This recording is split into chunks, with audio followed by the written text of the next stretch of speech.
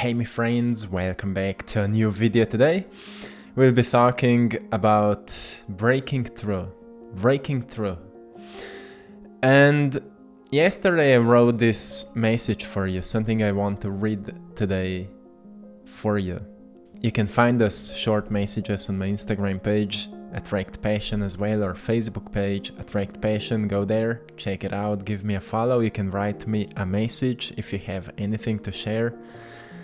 So the message goes like this: no matter which phase of life you're currently in, remember that the challenges you face now will soon become reasons to laugh with gratitude, because after every difficult period, there is always a breakthrough. Your vision is coming to life and your dreams are becoming real. So this is an introduction. It's like a positive insight, but it's more real than we can ever imagine when we reflect our lives and we notice that each really dark period turned into an important lesson, that turned into a change in our behaviors, that turned into a development of something new, a development of new patterns. And as we've started developing new patterns, we've started designing a new personality, a new self. We've changed our mind, we've changed our habits. And eventually we've noticed that we've changed. A part of us changed. A part of our self-expression changed. And we find a connection as that part of us started changing. Our reality, our life started reflecting those internal changes. And often it happens that we may start making more money, or we start meeting completely new people. We start getting completely new ideas. We become more confident. We become more creative. We become more motivated or more inspired, or we become better at regulating our being, regulating our mood and our emotions. And overall, we notice an evolution in our character, like the personality we are carrying or wearing.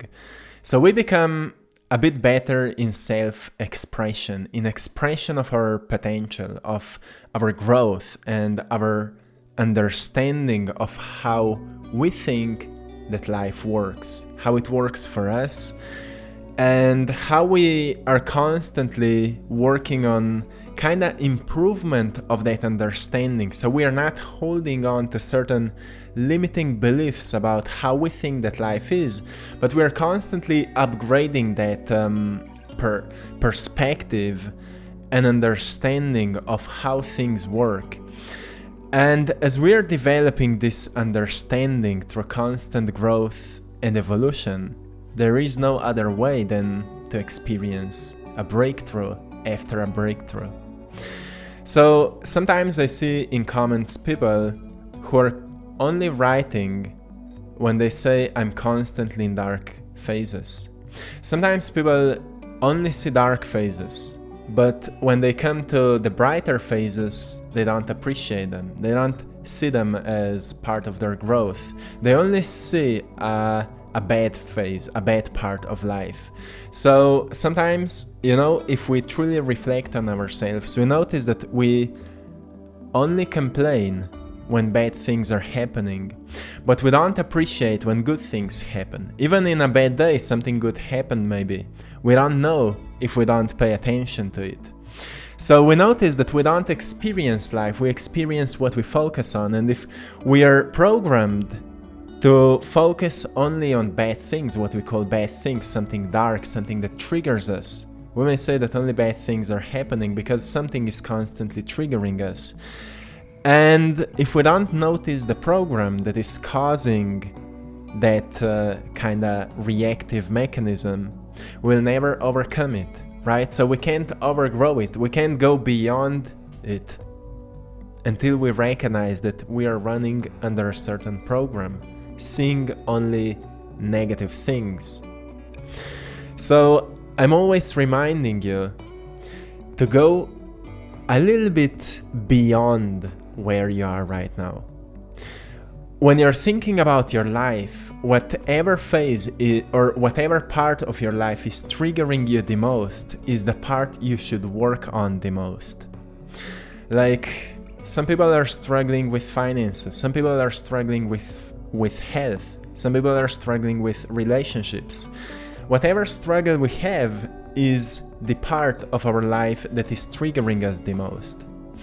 And then we develop certain beliefs that may kinda reassure why life is the way we believe that it is, so we would feel better, so we would kinda affirm that that's just how it is. But when you study a certain subject, let's say when I was struggling with finances and I've started reading about finances, I've started reading about people who went from poverty to being more financially free and abundant, I've noticed those people were not complaining about their situation.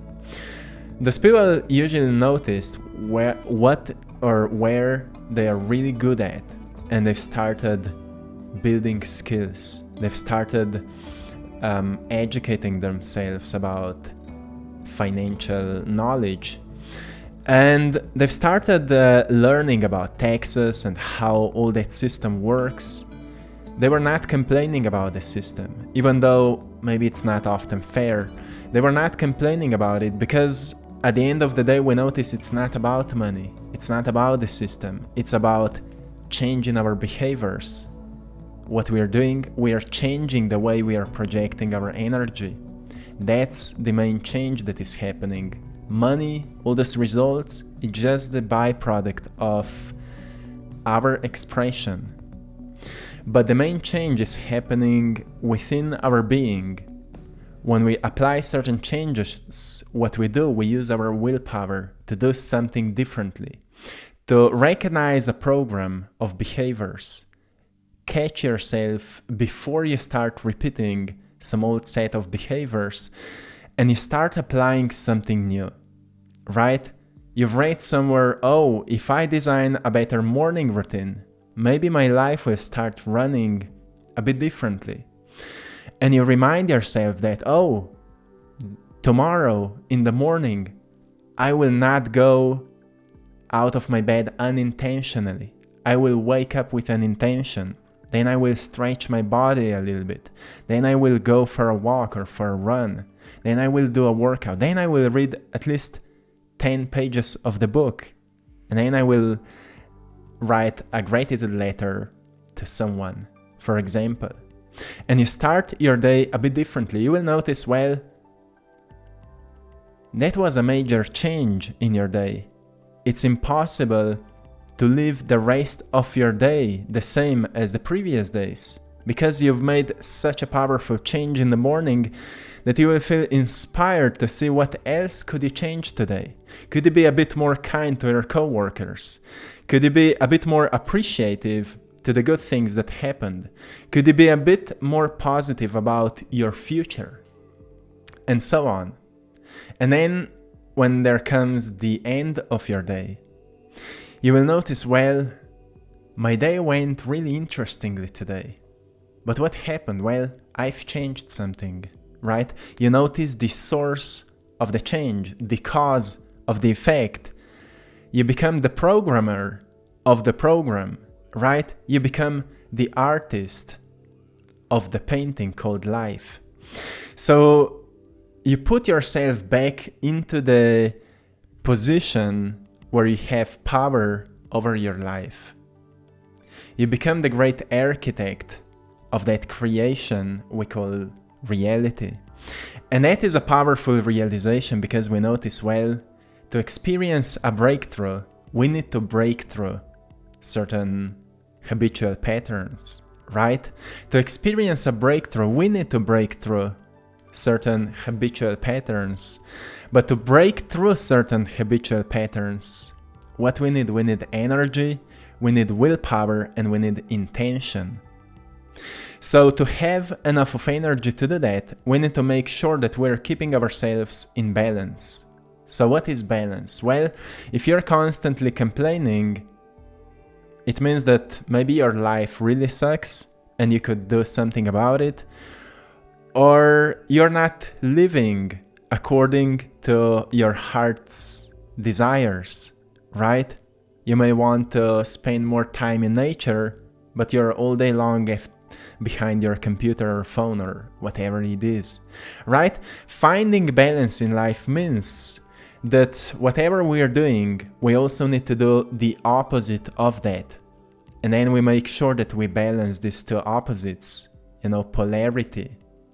Once we balance two aspects of polarity, we notice that our cup starts filling up with life's prana, right? With life force. Because there's the law of the universe called balance. We need to balance ourselves.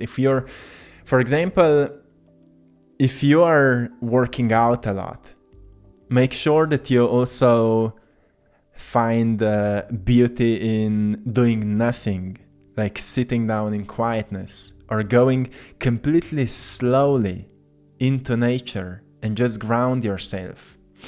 For some people who are constantly active, constantly rushing through life, those people are really, really suffering when they need to be in quietness and slow pace. But that's what we call balance, right? So we need to learn to master both aspects, because only that way we can find the harmony in the vessel of your body, right?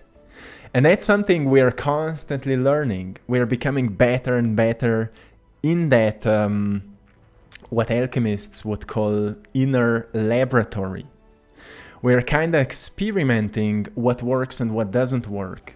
So when something triggers you, just notice, oh, what I didn't work. My approach is not the most helpful. Somebody triggers you, oh, my approach about that person is not the most helpful. Well, maybe that person was mean towards me because that person is lacking a bit of information maybe about me, a bit of knowledge about me, or maybe that person is just how he or she is and it's not my job to change her or his approach about me. So all you can do is to change your approach about the world, your perception about the world. And that is constant work, right? And with constant work, we may feel tired of that work if we don't balance ourselves. That's why playfulness in our lives is so important. If you're constantly working on self-development, you will lose the fire for it because the fire burned out. So you need to be playful as well. That's why they say you need to work hard, but as much as you're working hard, you also need to be playful. Until your life becomes a game and you're playing the game, right? That's the position of the master. Master came to the position where everything becomes a playful game. So whatever finds you, you can just laugh into it with an open heart of gratitude. But to get there from where you are right now, there are steps, right? You're walking on towards that inner mastery. Don't feel bad or don't be hard on yourself if you're not playful about your life yet. But you need to find something that provides you a sense of playfulness. What is that? Well, artists know it the best, right? You can make a music and you're playing at it. You can make a painting and you're playing at it. When you let go of that seriousness and you embody the childlike playfulness about what you're doing, you will notice that you will stop caring about the end product, because the whole point is the journey from starting to finish, right? And that whole journey is the greatest possible school of life. That's something truly, truly beautiful to notice, that we're learning the most when we let go of certain wanting outcome. We design it with our imagination, where we want to be. So it's already an intentional act. But then we allow the universe to kind of prepare all the events for us in its best possible way it can do, because it can do it much better than we. And we just let things happen for us. We let things happen for us, and once we develop that trust in all that happening, we notice that whatever is finding us for our greatest good. And as soon as we start seeing things that way, we will soon begin to notice lessons in anything that is happening. And once we achieve that state, that we see lessons in anything that is happening right now, we'll never suffer anymore because of something is not going our way, because we know that it is going in a divine way. And we have that vision for the future, so we know that we are going towards it, but maybe what we're visualizing is not the greatest possible expression of us, so something even greater is waiting us in the future. Our limiting mind can't fully comprehend how incredible your life can become. So a part of you needs to be open for the unexpected good. That's why I always remind you, what's in front of you is far greater than what's gone. And the best is yet to come, but it's all happening right at this moment. So keep reminding yourself that what's in front of you is far greater than what's gone. But notice your habitual programs. Notice your behaviors, how much you're repeating the same old stuff from your past. But then at the same time, you're complaining why your life is not changing, right? Notice what part of you is blocked just because you're repeating the same old behaviors. And when you're lacking balance in life, where you're lacking balance in life. And always ask yourself, if you're doing too much of something, what would be the opposite of doing that? And just try it out. Find the opposite of doing that. For an artist, for example, if you're constantly creating, what's the opposite of that? Well, something that is kind of disciplined and structured is the opposite of creative expression. It's the masculine energy. Feminine energy is all about chaos and creativity, artistic expression, right? But then masculine energy is learning how algorithms work, for example, learning how to set up a business and how to maybe research the market and how to put your work to the market, how to create the marketing system that will beneficially work for your creative art so you can bring it to society. And that is kind of sometimes unplayful work, but it's necessary because it helps our brain to build certain structure that is not happening in our creative expression. And once we do it, we learn to develop certain rituals and habits in our day that can help us to maintain and support our creativity. So we can stay on higher level of energy and we become less reactive to what's happening. Because a big struggle for creative people often is that when they stop creating, they start suffering. But my point here is, when we stop creating or creatively expressing ourselves, we start developing certain discipline that can still keep us in a state of the creator, but with a desire to maintain also discipline and order in our lives. Like keeping up to your plans, to your visions, to your to-do list or whatever you're using, and maintaining that great discipline that can allow you to get towards where you want to be. So this is how we are keeping balance. It may sound a bit more complex, but listen to it again and again and again. And if you're familiar to my work and my other videos, it may all make sense. So my friends, this is it for today. I'm sending you lots of love, blessings, and power. I hope you found today's painting inspiring. If you did, you can get a piece of it in our Etsy shop, I Draw My Passion. Go there and check it out. Until next time, one love.